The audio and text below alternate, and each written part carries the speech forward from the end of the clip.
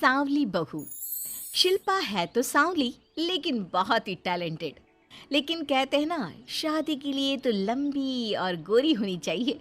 शिल्पा, ये रिश्ता भी हाथ से गया। अरे कितनी बार कहा वो गोरी होने वाली क्रीम लगाया कर, लेकिन नहीं, किताब से सर खपाने से फुर्सत मिले तब ना। तू ही क्यों नहीं इसके लिए उपटन तैयार कर देती? शर्मा जी की बेटी का कम रेट में कितना अच्छा रिश्ता हुआ है। इसकी तो उम्र के साथ ही लड़के वालों की डिमांड भी बढ़ी जा रही है। शिल्पा को ये बातें अब बुरी नहीं लगती थी। लगे भी क्यों, बचपन से सुन जो रही थी वो ये सब कुछ। उसके लिए ये तो मात्र एक कान से सुनना और दूसरे कान से निकाल देने वाली बात थी। फिर एक रोज, पापा मेरी नौकरी लग गई है। वाह, अच्छा, कहाँ बेटा? न्यूज़ चैनल में पापा, खबरों को लिखना होगा। हाँ, वैसे भी तेरे जैसी सांवली शक्ल की लड़की को कौन पर्दे पर आने देगा, क्यों? चल, 4 पैसे कमाने लायक हुई है तो लड़के वालों को बोल देंगे कि कमाती भी है, फिर शायद कोई कर ले शादी। हाँ सही कह रहे हैं। वैसे बेटा कल शाम को एक लड़का और आने वाला है, उसे भी देख लेना। शिल्पा को इस बार गुस्सा आ जाता है। अच्छे न्यूज़ चैनल में नौकरी लगने की खुशी भी माँ पापा के चेहरे पर नहीं दिखती। अगले रोज ऑफिस से शिल्पा घर आती है तो सामने बैठा होता है हिमांशु। हिमांशु शिल्पा को देखता है तो पहली नजर में तो वो उसे पसंद नहीं आती, लेकिन फिर भी फॉर्मेलिटी तो करनी थी। हाँ, ओके, तो क्या शौक है तुम्हारे और खाने में क्या क्या बना लेती हो? मुझे पढ़ने लिखने का शौक है। खाना बनाना नहीं आता, बिल्कुल भी नहीं आता। पर फिर भी क्योंकि ये रिवाज है कि बहू को खाना बनाना होता है तो थोड़ा बहुत बना लूंगी, लेकिन उतना ही वक्त किचन को दे पाऊंगी जितने में मेरा काम, मेरी नौकरी सफर ना हो। बाकी भूख तो तुमको भी लगती होगी, तो खाना बनाने की जिम्मेदारी दोनों की ही होगी, है ना? शिल्पा बोले जा रही थी। अब तक जिन लड़कियों से हिमांशु मिला था, शिल्पा उन सब से अलग थी। वो ऐसी ही तो लड़की चाहता था। शिल्पा से बात करने के बाद, ठीक है, फिर शादी 2 महीने बाद करेंगे। वो क्या है ना, खाना बनाना भी तो सीखना होगा ना। मुझे मंजूर है। शिल्पा को भी हिमांशु अच्छा लगने लगता है। दोनों की शादी हो जाती है, लेकिन शादी के बाद से ही हिमांशु का परिवार शिल्पा के रंग को लेकर कई बातें बनाता। क्या बात है हिमांशु, क्या कमी हो गई थी जो ऐसी काली सी बहू ले आया? काली तो नहीं है। हाँ, मेरी शिल्पा का रंग हल्का सांवला है। वैसे आप तो कृष्ण की भक्त हैं, जानती है ना, उनका रंग भी सांवला था। अब सांवले रंग के कृष्ण की पूजा, तो सांवली मेरी बीवी खराब कैसे? बात तो सही भी थी।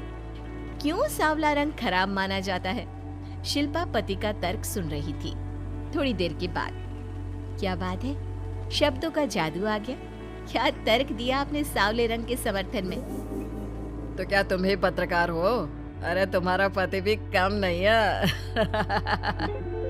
शिल्पा रोज एक नई तरक्की छू रही थी। कभी विदेश दौरा तो कभी बड़े बड़े लोगों का इंटरव्यू। एक दिन, सुनो, आज का दिन बहुत खास है। मैं मुख्यमंत्री जी का इंटरव्यू लेने जा रही हूँ। अरे वाह, क्या बात है, सही है यार। तभी ससुर आ जाते हैं। बहू, थोड़ा मेकअप भी कर लेना, वरना काली काली फोटो सब जगह आएगी। अरे हम तो शर्म के मारे किसी को दिखाते भी नहीं कि ये हमारी बहू है। न जाने क्या कमी थी। अरे वो शारदा दीदी की बहू देखो, कैसे मक्खन की तरह गोरी है। और नताशा, वो तो ऐसे लगता है जैसे भगवान ने दिल खोल कर रंग दिया है उसको। अरे माँ, आजकल रंग नहीं बुद्धि का जमाना है। हाँ, तो वो दोनों कहाँ पागल है, अच्छा खासा घर देख रही है। शिल्पा को ससुर की बात पर गुस्सा तो आता है, लेकिन वो मूड खराब नहीं करना चाहती। वो तो बस तैयारी करती है कि जल्दी से अच्छा सा मुख्यमंत्री का इंटरव्यू हो जाए और दुनिया देखे। होता भी यही है। शिल्पा जब शाम को घर आती है तो, अरे चाची, बुआ, फूफा जी, कैसे हैं आप सब? कैसे आना हुआ? शिल्पा को आसपास के लोग भी देख रहे थे। वो भी जानती थी कि उसने जो इंटरव्यू किया वो कितना वायरल हो रहा है। अरे बहू, बड़े लायक हो तुम। औरत होकर दुनिया की इतनी जानकारी, कितनी समझ है तुम्हारे अंदर। वाह वाह बहू, तुमने तो हम सबका सीना गर्व से चौड़ा कर दिया। सास ये सब देखकर सोच रही थी कि भाई ऐसा भी क्या हो गया, इन्होंने तो बहू को हीरो बना रखा है। मैंने तो शिल्पा को उसी दिन समझ लिया था जब पहली बार मिला था। मैं तो जान गया था कि ये लड़की अलग है। कितनी प्यारी आवाज है इसकी और समझ भी लाजवाब। तभी बुआ सास बोल पड़ती है, और एक हमारी बहू है, सारा दिन टिकली बिंदी पर ही लगी रहती है। अरे दीदी, न जाने कौन कौन सी क्रीम लगाती है, अब तो चेहरे पर फोड़े भी निकल गए। कितनी बार कहा कुछ पढ़ाई आगे करके दुनिया में नाम कमाओ, लेकिन नहीं, बस सारा दिन शीशे के सामने खड़ी रहेगी। कोई बात नहीं फूफा जी, वो भी किसी की पसंद हो सकती है। हम लोगों का क्या, एक काम अच्छा कर दिया तो पूछ लिए गए, नहीं तो जमाना तो गोरी सूरत की ही तारीफ करता है। क्यों माँ जी? हाँ हाँ, वो क्या है ना, मैं जरा पानी लेकर आती हूँ, तू बैठ बहू। हाँ हाँ बहू, तू तो बैठ। वो क्या है ना, आज तो तुझसे बहुत सारी बातें करनी है। ये बता, कैसे दिखते हैं मुख्यमंत्री जी सामने से? जैसे टीवी में दिखते हैं वैसे ही दिखते हैं क्या? आए दिन लोग शिल्पा से मिलने आते, उसे अपने स्कूल या दूसरी जगह पर चीफ गेस्ट बनाते।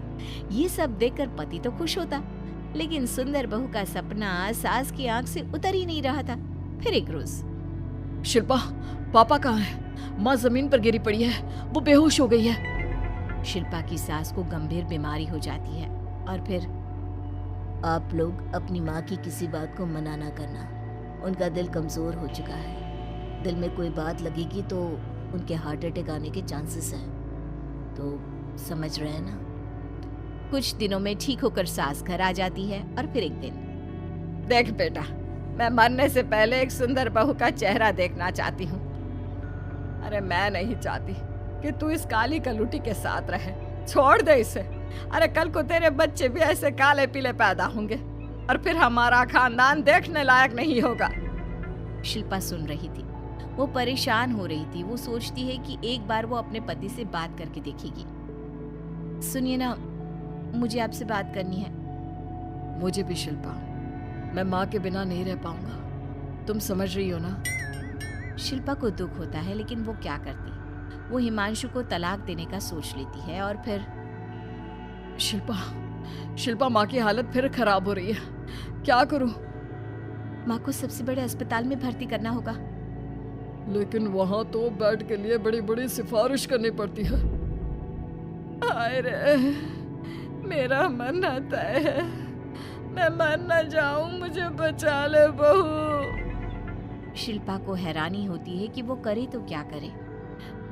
पर माँ जी, मैं कैसे? बेटा, मुख्यमंत्री जी से बात कर ले, उनसे बड़ी सिफारिश किसकी हो सकती है? तू बोलेगी तो शायद तेरी सास की जिंदगी बच जाएगी। शिल्पा सिफारिश से सास को बड़े अस्पताल में भर्ती करवा देती है, जहां लंबे समय बाद सास ठीक होती है। लेकिन इस बीच एक दिन भी शिल्पा उन्हें देखने नहीं जाती। सास जब घर आती है तो एक सुंदर सी लड़की उनका स्वागत करती है। ये कौन है और शिल्पा कहाँ है? मुझे तो मेरी बहू ही चाहिए। माँ, कैसी बात कर रही हो? तुमने कहा था ना कि शिल्पा काली है और तुम्हें काली बहू नहीं चाहिए। ये रीना है, तुम्हारी बहू। नहीं नहीं, मुझे माफ कर दो, मुझे तो मेरी शिल्पा बहू ही चाहिए। उसी के कारण आज मेरी जान बची है। मैं नहीं समझ पाई कि सुंदर शक्ल से ज्यादा सुंदर दिल और आचरण होना चाहिए। लेकिन अब क्या, अब तो देर हो चुकी थी। हिमांशु भी जानता था कि आत्मसम्मान वाली शिल्पा अब उसकी जिंदगी में वापस नहीं आएगी। अब तो शिल्पा को वे लोग बड़े बड़े चैनल की स्क्रीन पर देखते और अफसोस करते। शिल्पा चाहती तो कभी तुम्हारे लिए सिफारिश नहीं करती। अब तो आसपास के लोग भी घर नहीं आते। लोगों को लगता है कि शिल्पा ने हम लोगों को छोड़ा क्योंकि हम उसके लायक नहीं थे। सही बोल रही है माँ, हम ही तो उसके लायक नहीं थे। शिल्पा जैसी समझदार, पढ़ी लिखी, दुनिया की समझ रखने वाली लड़की को मैंने छोड़ा, सिर्फ आपके कहने पर। अब ये गोरी लड़की आपकी बहू हो सकती है, लेकिन मेरी बीवी कभी नहीं। हिमांशु वहां से चला जाता है।